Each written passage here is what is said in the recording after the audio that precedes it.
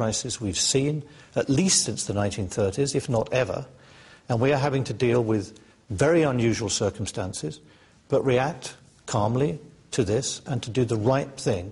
And the right thing at present was to create some more money to inject into the economy. The solution, releasing an extra £75 billion into the system, otherwise known as quantitative easing. That'll be used to top up the banks. They in turn should lend more to businesses and individuals, and that should potentially increase spending.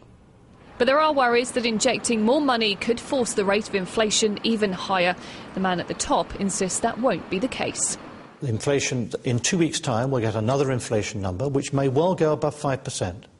But that, in our view, is the peak. And it will then start falling, and in the first few months of next year will fall quite rapidly.